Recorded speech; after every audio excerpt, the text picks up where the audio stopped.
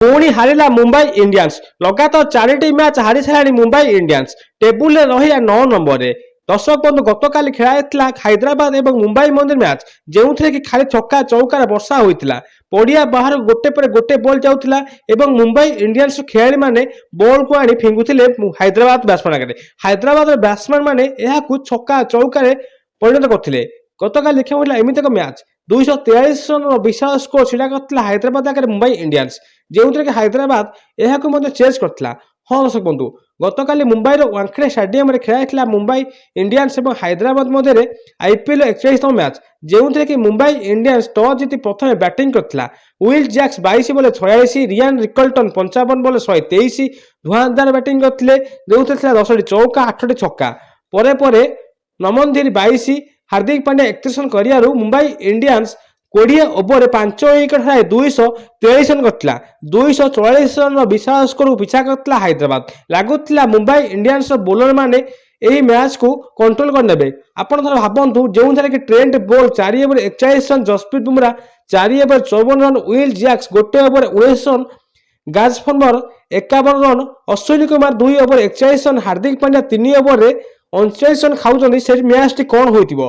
हाँ दर्शक बंधु 244 रन को पिछा करता हैदराबाद। हैदराबाद बैटिंग कर प्रथम अभिषेक शर्मा 24 बॉल 45 रन करते जो 4टी चौका 3 छक्का। ट्राविस हेड 30 बॉल 76 जो 4टी चौका 8टी छक्का और ईशान किसान कौन खाता न खोल प्रथम बॉल ही आउट होते।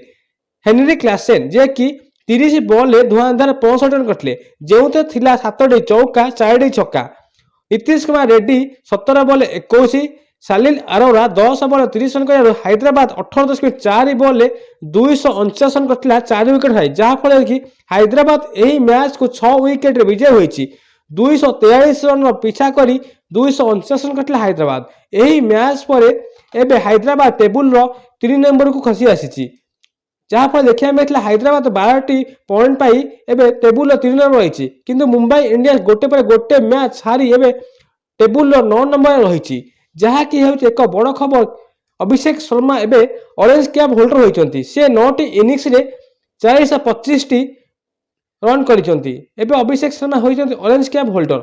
मुंबई इंडियंस होती एलिमेंट T20 आईपीएल एलिमेंट हो प्ले ऑफ विदा होती मुंबई इंडियंस। काली मैच थिला मुंबई पाई करबा मर यही मैच हारी एबे मुंबई इंडियंस आखिरे लुह आसी जाइए कहीं चलित वर्ष आईपीएल फाइनाल जितवा आशा एवं धूलिसात होती मुंबई इंडियंस एवं हैदराबाद एवं मुंबई इंडियंस को आउ एक मैच परास्त करिछि एवं हैदराबाद मैच लगातार गोटे पर गोटे जीति एवं 3 रन को पहुंची जाइए।